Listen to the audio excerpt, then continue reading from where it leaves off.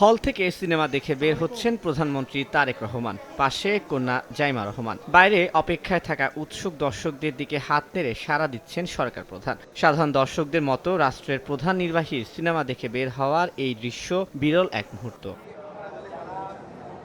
শুক্রবার সন্ধ্যায় হঠাৎ করে রাজধানীর ধানমন্ডি সীমান্ত সম্ভারে হাজির হন প্রধানমন্ত্রী। উদ্দেশ্য সিনেমা দেখা। হল কর্তৃপক্ষ আগে থেকে কিছুই জানত না, ছিল না কোনো বিশেষ প্রটোকল। সাধারণ নাগরিকের মতো টিকিট কেটে হলে প্রবেশ করেন তারেক রহমান। উপভোগ করেন সায়েন্স ফিকশন চলচ্চিত্র প্রজেক্ট হেইল মেরি। উনি আসলে হঠাৎ করে আমি জানতে পারি উনি আসবে, আমরা জানতাম না। যখনই আসছে তখনই জানতে পারলাম উনি আমাদের প্রজেক্ট যে হেইল মেরি ওই মুভিটা দেখছে এবং সাধারণ জনগণের সবার সাথে একসাথে বসে একই কাতারে বসে দেখছে মুভি। খবর ছড়িয়ে পড়তেই হলের বাইরে ভিড় করেন অসংখ্য দর্শক। ভেতরে থাকা দর্শকরাও হন বিস্মিত।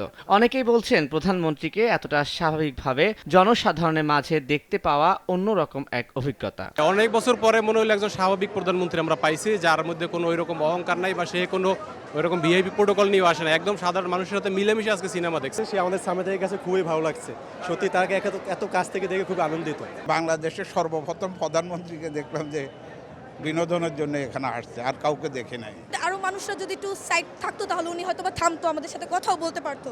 কিন্তু যাই হয়েছে ভালোই হয়েছে। আমাদের দেশের পক্ষেও যে এটা সম্ভব, আমাদের দেশেও যে প্রধানমন্ত্রী সাধারণ মানুষের মতো চলতে পারে, এইটাই জনাব তারেক রহমান দেখিয়েছেন। ছুটির দিনে অবসর কাটাতে কন্যাকে নিয়ে প্রেক্ষাগৃহে আসেন প্রধানমন্ত্রী। সন্ধ্যা 7:10 শুরু হওয়া সিনেমাটি শেষ হয় রাত 10:10। সিনেমা শেষে দর্শকদের অভিবাদন জানিয়ে হল ত্যাগ করেন তারেক রহমান। তানভীর হাসান, সময় সংবাদ, ঢাকা।